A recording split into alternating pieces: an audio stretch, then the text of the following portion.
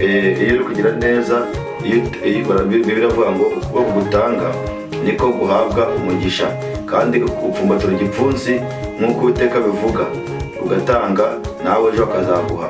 N'ijambo ry'Imana ritubwira ati Uwiteka apfumbatura igipfunsi agahaza kwifuza kw'abari mu isi bose. Reka rero tujye dusaba Uwiteka niwe ugira neza. Igitondo rero dufite n'amagambo tubaganiriza avuga ku jambo amahoro. Nasanze iki gitondo nkuriye gusenga, nkasabira abantu amahoro, nkasabira iyi si dutuye amahoro. Nubwo amahoro muri iyi si ntayo, ariko abana b'Imana bagomba kugira amahoro, kuko amahoro ava ku Uwiteka kandi ari we uyatanga. Reka duce bugufi dusenge kugira ngo dutangire twumve ijambo ry'Imana. Mu gitondo njya ndirimba nguhimbaza Mwami, amasengesho yanjye nk'uko bikwiriye. Mu gitondo njya ndirimba nguhimbaza Mwami, amasengesho yanjye nk'uko bikwiriye. Uzamenya gusenga gute kandi utegera Imana, uzanesha Satani gute kandi utegera Imana, uzanesha n'umubi gute kandi utegera Imana. Yegere nshuti, yegere nahizakwegera. Yegere nshuti yanjye nihuzanesha umubi. Yegere nshuti, yegere nahizakwegera.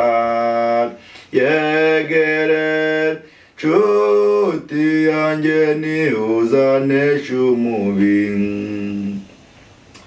Mana yacu, Kamana idukunda, twongeye guca bugufi imbere yawe, tuzamuye icyubahiro kuko ari icyawe none iteka ryose. Nta wundi ukwiriye mu isi no mu ijuru uretse wowe.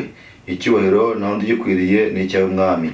Tugushimiye igitondo uturamukijeho, kunabanye natwe ijoro. Twaryamye ntiwaryama, turasinzira ntiwasinzira, uko umuhimbyi w'indirimbo avuze ngo wahumbya twashira. Ntiwasinzire Mwami, watubereye maso, niyo mpamvu turamutseho. Izina ryawe rihabwe icyubahiro. Warinda bashiki bacu, urinda bene data, urinda abavandimwe hirya no hino Mwami, ibyo turagushimiye. Ngaho twongeye kugaruka muri gitondo kuganira amagambo, uko waravuze ati mwe n'amahanga yose muvuga ubutumwa bwiza, ababyizera bazakizwa. Uravuga ati ese babwiriza gute batatumwe? Ugenda kuvuga ngo iyo umuntu abwiriza agomba kubwiriza yatumwe, kandi bakwizera bate batumvise? Niyo mpamvu Mwami twaje kugira ngo batazitwaza abantu bumvise, ahubwo Mwami abumva aya magambo bose Amana we bahindukire bamenye ko Uwiteka agira neza. Bana natwe, utanyana natwe, kandi Mwami uherukane natwe. Ibyo ushaka aba ari byo bikorwa nk'uko bikorwa mu ijuru. Mwami uduhe ibyo kurya byacu by'uyu munsi, ntuduhane mu bitwoshya, ahubwo Mwami udukize umubi ari wo Satani.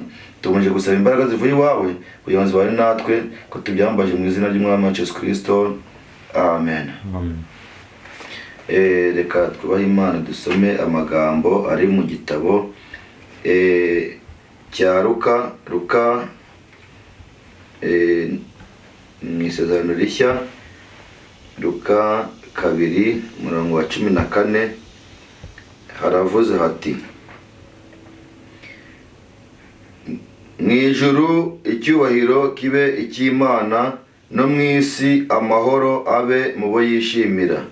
Abamarayika bamaze gusubira mu ijuru, abungeri baravuga bati: nimuze tujye i Betelehemu turebe ibyabayeyo. Iby'umwami Imana itumenyesheje. Bagenda bihuta basanga Mariya na Yozefu n'umwana w'uruhinja aryamishijwe mu muvure w'inka. Babibonye babatekerereza iby'uwo mwana nk'uko babibwiwe. Amen. Iri ni ijambo ryo kwizerwa. Biravuga ngo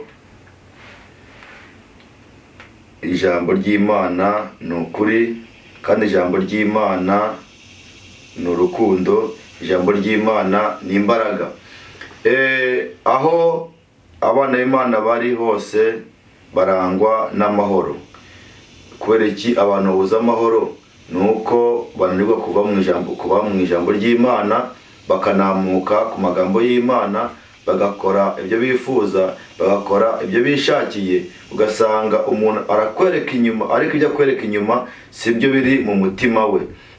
Imana yaremye abantu kugira ngo abantu babe mu isi kandi bayinezererwemo, ariko isi kuko ihumanijwe n'abayituye, abantu Imana yaremye barafata ibintu byagombye guhesha abantu amahoro, bagakora ibintu byo kurimbura isi.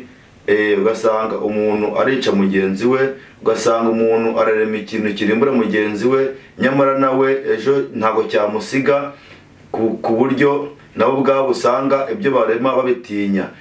Umuntu ni iki? Ni ukuri ndakubwiza ukuri, umuntu ni wabure adafite ijambo ry'Imana mu mutima we, umuntu ntacyo ari cyo.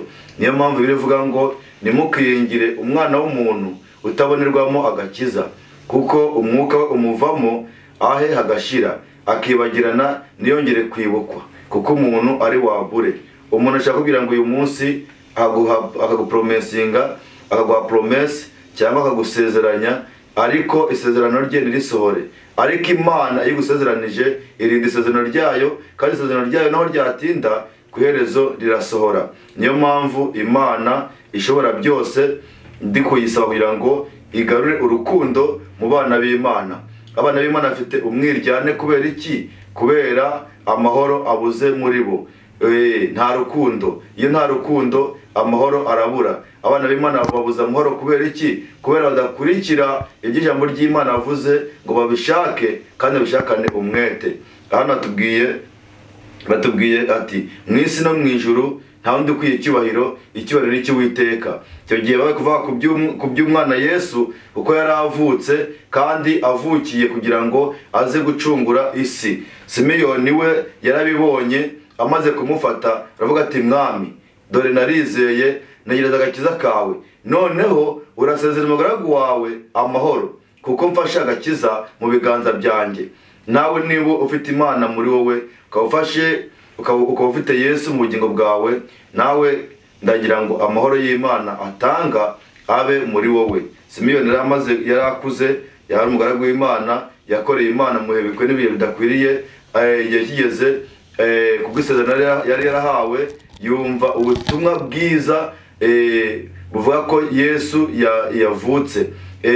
Abamarayika barabwira ati Yesu yavutse. Ngo bamakira kumva iryo jambo, bajya gushaka uwo mwana wavutse, ngo basanga Yesu ndetse na Mariya na Yozefu ngo bari ahantu abashumba baragiriye inka. Uwo Yesu yavukiye ahantu hakiriritse mu muvure. Niyo mpamvu mubwira ngo abana b'Imana ntago babana n'ibintu bikomeye, ntago bashaka ibintu bihambaye, ahubwo abana b'Imana bifuza kubana n'ibyoroheje. Kuko nibuka mugaragu umwe amaze kureba aho tugiye kujya n'ubwiza buriyo n'inyubako tuzabamo, ngo niyemera kubaka, ngo yibera mu isi, ngo yibera mu mahema, ndetse ku buryo abana b'Imana ngo bazerereye hirya no hino, ndetse ngo n'isi nibyo bikwiye ko bayibamo, ko nta mudugudu wo kubamo bari bafite, nta mahoro muri iyi si. Ariko ndabwira ngo abana b'Imana barangwa n'amahoro. Aho Yesu ari haba amahoro. Yesu ahageze ari amarira haba amaseka. Yesu ahageze ari umubabaro haba umunezero. Amahoro y'Imana abe muri mwe. Ko Yesu yagendaga akabwira abagaragu be ngo amahoro abe muri mwe. Yesu yagera mu rusengero aho abantu bari gusenga ati amahoro abe muri mwe. Yesu yagera mu ngo ati amahoro abe muri mwe. Yesu yasezera ku bigishwa be kavuga ati amahoro abe muri mwe. Ndibuka yaravuze ati ndagiye ariko simbasize nk'imfubyi, ngiye kubategurira aho nzaba kugira ngo namwe abaho muzaba. Turi abana b'Imana ko twabyawe n'Imana. Kubyumva bigoye benshi ariko turi abana b'Imana kandi koko niko turi, ko twabyawe n'Imana. Ihene ibyara ihene, umuntu akabyara umuntu, ariko Uwiteka abana be bitwa abana b'Imana, ko twabyawe n'Imana, tubyawe n'ijambo ry'Imana. Niyo mpamvu ijambo ry'Imana ari ryiza. Amahoro y'Imana abe mu bo yishimira, amahoro y'Imana abe mu bo Uwiteka akunda, amahoro y'Imana abe mu bo Uwiteka yacunguye. Yohana 6 aravuga ngo iki? Yohana 6 umurongo wa 24.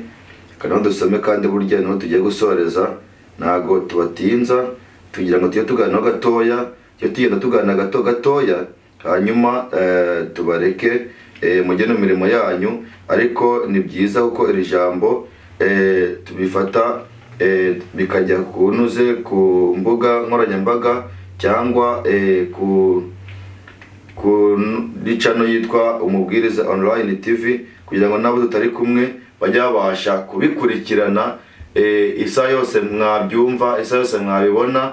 Ni byiza kubyumva kandi tugakora ibyo Uwiteka adusaba gukora. 24 aravuze ngo iki? Twumve. Turasoma mu izina ry'Umwami wacu Yesu Kristo.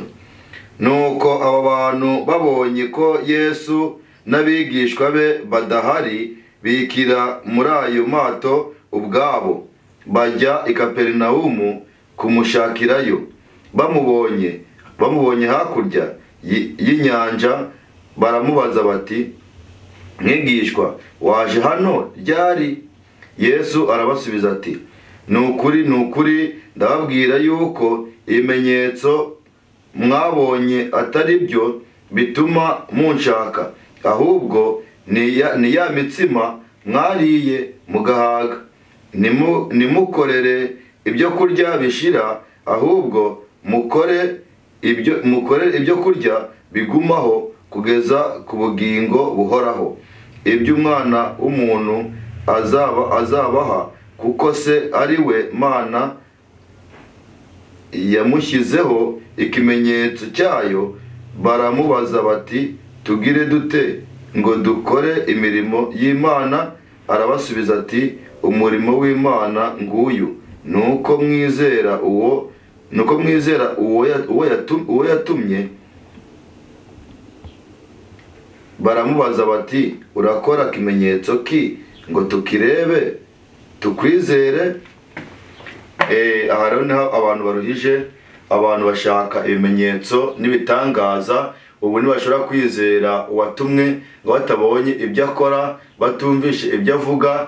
Ntabwo wareba umuntu ngo umurebe hawuzingi, ngo umurebe inyuma, ngo umenye ngo ninde, ngo umenye ngo niki, ngo umenye ngo azaba iki. Ahubwo iby'umuntu byose bimenywa n'Imana. Kandi burya umuntu afite umuntu w'imbere. Umuntu w'imbere nta muntu ubasha kumusobanukirwa uretse Imana ubwayo. Niyo mpamvu abantu bavuga barakwiye guca make, amagambo akaba make. Ibintu abantu bakora barakwiye kubikora bisunze ubushake bw'ijambo ry'Imana, batisunze ubushake bw'umuntu, batisunze imigambi y'umuntu, batisunze amagambo y'umuntu, ahubwo bakabikora bisunze ijambo ry'Imana. Kuko hano Yesu aravuze ati, ndega ndabazi n'uwo muri kunshaka, ntago muri kunshakira ibimenyetso mwabonye. Nakoze ibimenyetso n'ibitangaza hagati muri mwe, ariko impamvu muri kunshaka ndayizi. Yesu yamenyaga ibihishwe n'ibiri mu mitima y'abantu, kuko bari bariye imitsima, barya amasamaki, ko baragendaga bagira ahantu Yesu akabagaburira. Aho Yesu ari nta nzara ihaba, aho Yesu ari nta rwango ruhaba, aho Yesu ari nta rusaku ruhaba, aho Yesu ari nta shyari rihaba, aho Yesu ari harangwa n'amahoro. abari muri Yesu barangwa n'amahoro. Amen. Niyo mpamvu babwira ati bene data mushaka amahoro kandi mwashyikire, mwibuze ibintu bibabuza amahoro. Ingo nyinshi zikura amahoro kubera iki? Kubera basize Yesu. Abantu bari bamusize batari kumwe nawe, ariko bamenya ko adahari, bamenya ko batamufite. Nawe ndakubwira ngo menya impamvu buza amahoro. Ese Yesu uramufite cyangwa waramusize? Ko ndibuka Mariya agenda urugendo rw'iminsi 3, barangije barakebaguze hino hino ngo babura Yesu. Bamubuze baribaza ati none ko tubone ko turi kumwe nawe bigenze gute? Ibaze urugendo rw'iminsi 3 yose batafite Yesu. Ese mwene data waba ufite Yesu mu bugingo bwawe? Waba ufite ijambo ry'Imana mu mutima wawe? Hano bikutubwira ngo bagenda urugendo rw'iminsi bamusize, ariko Mariya basubira inyuma kumushaka. Aho bamusize niho bamusanze, basanga ari mu itara ry'abantu benshi bavuga, abateze amatwi bagatangazwa n'amagambo Yesu, kuko amagambo Yesu yavugaga ari amagambo akomeye, amagambo y'ubwenge, amagambo y'umunyabwenge, kuko isaha yari igeze kugira ngo akore umurimo yahamagariwe, cyangwa umurimo wari wamuzanye mu isi gukora. Yaratangiye umurimo. Niyo mpamvu babwira bene data reka dushaka amahoro. Hano biravuga ngo rero ngo nimukorere ibyo kurya bishira, ngo nimukorere ibyo kurya bishira, ngo mushake bya byo kurya bihaza ibifu byanyu. Biravuga ngo umutunzi nta mahoro y'umutunzi, nta mahoro y'umunyabyaha, kuko abatunzi biringira ubutunzi bwabo, bakiringira amafaranga yabo, bakiringira ibyo bafite, bakibaza ngo birabahesha amahoro, bakibaza ngo ibyo byose ari gukora ngo nibyo birabahesha ubugingo buhoraho, bakaza ibyo byose ari gukora ari byo bizabahereza kurama. Oya, ibyo mufite byo mwishingikirijeho birashira, namwe ubwanyu mugashira, ahubwo mushake ibizahoraho. Amen. Niba Imana yabahaye umurimo, mukore umurimo munezerewe, kandi mukore hakiri kare, mukore icyo Imana yabahamagariye. Ngo arabasubiza ati umurimo w'Imana nguyu nuko mwizera uwo yatumye. Ngo umurimo w'Imana nuko mwizera uwo yatumye. Uwiteka afite abo yatumye babwiriza ubutumwa bwiza. Nimwizera Imana mukizera n'abo yatumye, mukabiringira, mu mutima wanyu muzagira amahoro. Amen. Muzagira amahoro. Baramubaza ati none ngo urakora bimenyetso ki kugira ngo tukwizere? Igihe cyose yabaniye n'abakora ibitangaza n'ibimenyetso, ubu ntabwo barabona ibyo Uwiteka akora, ntabwo barabona imirimo Yesu akora. Ariko batangiye kongera kumubaza ngo mbese ngo urakora murimo ki, urakora ibitangaza ki, urakora kimenyetso ki kugira ngo tukwizere? Abantu bizera ibigaragara, bakizera ibyo babona, bakizera ibimenyetso n'ibitangaza, ariko twebwe nk'abana b'Imana Uwiteka aradusaba akavuga ati nimwizere ibyo mubona. Niyo mpamvu twebwe badufata nk'abasazi, badufata nk'abatazi iyo bari kujya, badufata nk'abatazi ibyo bavuga. Ibyo tuvuga turabizi, iyo turi kuva turahazi, iyo turi kujya turahazi, kuko birivuga ngo nimwitandukanye n'ikibi n'igisa nacyo, mushake ubwami bw'Imana no gukiranuka kwabyo, ibindi byose muzabyongererwa. Imana ibahereze umugisha mu izina ry'Umwami wacu Yesu Kristo. Dushobora tubifuriza amahoro y'Imana, ariko ni morning worship cyangwa ni igitondo cyo guhimbaza Uwiteka. Ndeka rero tubabwire ngo amahoro muyashake kandi muyashyikire, kuko Uwiteka ari uyatanga. Mushake Uwiteka bigishoboka kabonwa, kuko amahoro nta handi wayabonera uretse mu Uwiteka, kandi nta bundi buhamya dufite, nta yindi nkingi twishingikirijeho uretse ijambo ry'Imana. Abadafite iri jambo ntacyo bafite, abadafite Uwiteka babuze byose. Niyo mpamvu mbasaba kugira ngo mwemere mwakire Uwiteka nk'umwami n'umukiza mu bugingo bwanyu, kugira ngo amahoro y'Uwiteka abashe kuba muri mwe. Reka rero dusenge kugira tubasabire amahoro y'Uwiteka, amahoro y'Uwiteka akomeze abe mu bo yishimira. Uwiteka nezererwe abantu be. Amahoro Yesu aha abantu be, ntagira akagero ntarondoreka, ajya ahumuriza abayafite, utayata ntabwo yayakurwaho. Wiringire Imana y'umwiringira, ntabura amahoro meza adashira. Wiringire Imana y'umwiringira, ntabura amahoro meza adashira. Mwami Imana kandi Imana y'ukuri, Imana y'urukundo, impuhwe n'imbabazi, twongeye gushimira kuko uri Imana ibana n'abayo. Mwami, waravuze ngo uzaba muri twe, ugendere muri twe, ukorere muri twe. Turakwemereye Mwami, emera ubashe kuba muri twe, natwe tuba muri wowe. Waravuze ngo nimugaruke nanjye nzabagarukira, muhindukire mureke ibyo mwibwira. Mwami, emera wumve iri sengesho, iri jambo tumaze gusoma ribe inkingi mu mitima yacu. Iri jambo ryandikwe ku nkingi y'imitima yacu. Iri jambo ridukomeze muri urugendo. Mwami, ndasenze nsabiye ubwoko bwawe kugira ngo ubuhe amahoro. Nsabiye abera bawe kugira ngo ubahe amahoro. Nsabiye itorero ryawe hirya no hino, abo wamenye, abo wahamagaye, abo wacunguye, abo watoranije, kugira ngo Mwami ukomeze ubahereze amahoro. Abantu babura amahoro ryari? Iyo bakurikira ibyo bararikira. Abantu babura amahoro ryari? Iyo bakora ibyo bishakiye, bagakora ibyo Uwiteka adashima. Ariko ndavuga ngo nimumenya gukura ibishimwa mu bigawa, mugakora ibyo Uwiteka ashaka, muzabasha kuba nk'akanwa k'Uwiteka. Mwami, natwe nk'akanwa kawe tuvuze amagambo yawe ko twatumwe nawe. Emera amagambo uyahindure ubuzima mu mitima y'ababyumva. Abarya no hino bose bazumva aya magambo, Mwami ubahereze umugisha, kandi aya magambo abahesha amahoro mu buzima bwabo, mu mirimo yabo ubahereze amahoro, ababakoresha babahereze amahoro.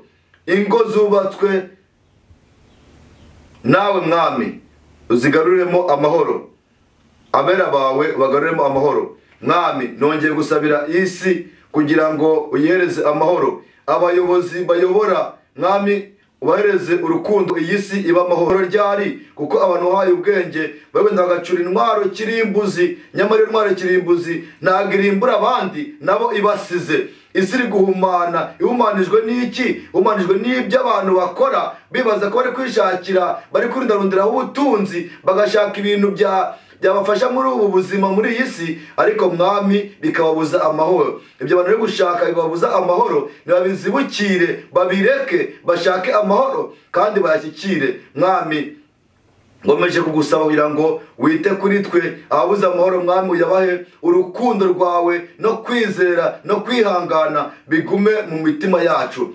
Nsabiye wa Mana we abantu bose muri rusange, mwinjira kugira ngo ababuze amahoro mu ngo zabo, mu mirimo yabo, Mwami uyabahe mu izina rya Yesu Kristo. Uravuze ngo nimusaba muzahabwa. Turagusabye Mwami, biduhereze Mwami. Uravuze ngo nimukomanga muzugururirwa. Turakomanze Mwami, emera Yesu Kristo ukingurire twinjire Mwami, tubane nawe akaramata, tubane nawe ubuziraherezo. Mwami, gitondo ndagusabye ngo ugomeze utwiteho kandi utuyobore mu kuri kose nk'uko wabivuze Mwami. Wa Mana we, waravuze ngo ibyo kurya by'abana b'Imana ni ugukora ibyo Data ashaka. Emera Mwami ibyo ushaka tubikora kibona, tubikora hakiri kare, dushakashaka ibyo Umwami ashima, kugira ngo Umwami abashe kutwishimira.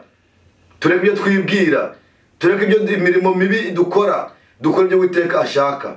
Mwami, ndagusabira ngo amahoro, amani, mibaraka, miujiza ya ajabu uitende katika neno lako. Taifa lako likuwe na amani, kanisa lako likuwe na amani, watumishi wako wakuwe na amani, wahubiri wakuwe na amani. Naomba yote, nawaza kama unatusikia, na tena nasema mkiomba mtapewa, tunakuomba Bwana nawe utende. Turagusabye Yesu kugira ngo bikorere ko icyubahiro, tubyambaye twinginze kandi twizeye kubyumvishe kandi kubidukorera byose bikabera kugira ngo icyubahiro kimuze kibi cyawe, mu izina ry'umwami wacu Yesu Kristo, amen. Amen. Imana ibahe umugisha kandi bakomeze mu izina ry'umwami wacu Yesu Kristo. Bye bye. Amen. Amen.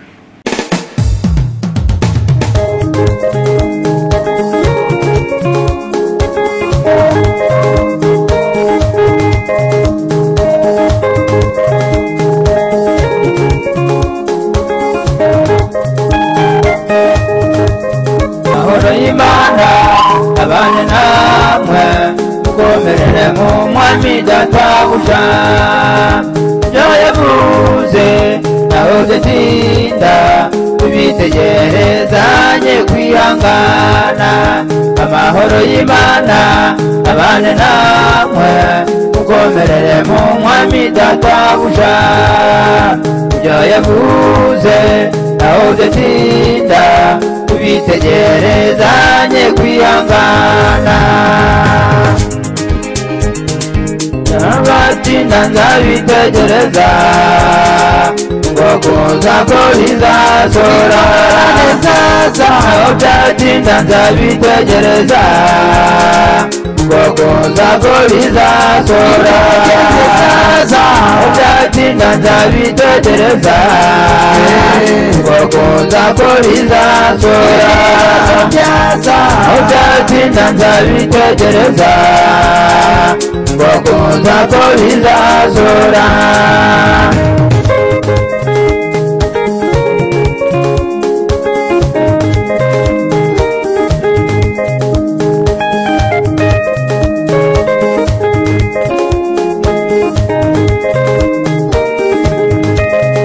Bagenzi banjye yewe nabonye kuba mu ijambo ry'Imana n'igorofu.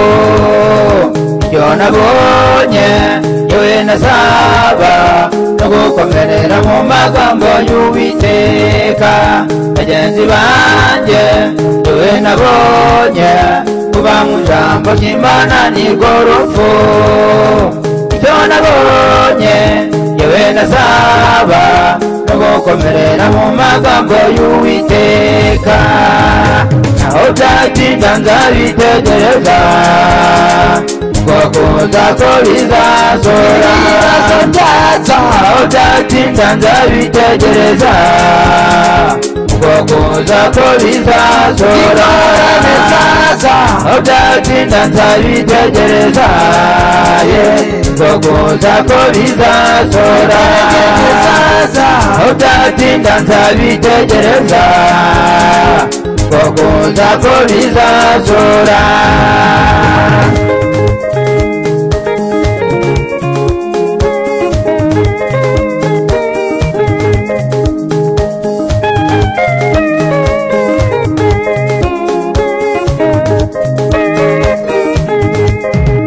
Imana yanjye icyo ngusaba, mbe gukomerera mu magambo yawe. Aba nk'abandi babwirwa ijambo, tegera ku mitima yabo ntirihatinde. Imana yanjye icyo ngusaba, mbe gukomerera mu magambo yawe. Aba nk'abandi babwirwa ijambo, tegera ku mitima yabo ntirihatinde. Aho byatinda nzabitegereza, ngo kuza ko bizasora neza. Aho byatinda nzabitegereza, ngo kuza ko bizasora neza. Aho byatinda nzabitegereza, ngo kuza ko bizasora neza. Aho byatinda nzabitegereza, yemwe ngo kuza ko bizasora.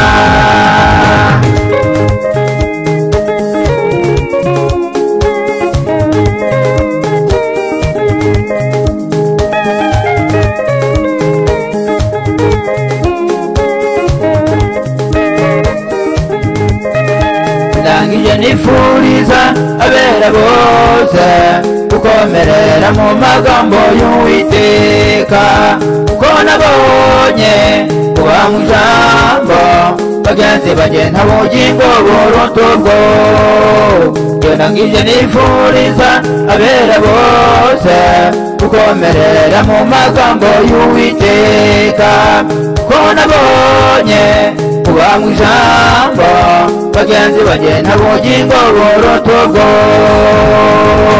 naho byatinda ndabitegereza kuza ko bizasora naho byatinda ndabitegereza kuza ko bizasora naho byatinda ndabitegereza yemwe kuza ko bizasora naho byatinda ndabitegereza kuza ko bizasora naho byatinda ndabitegereza kuza ko bizasora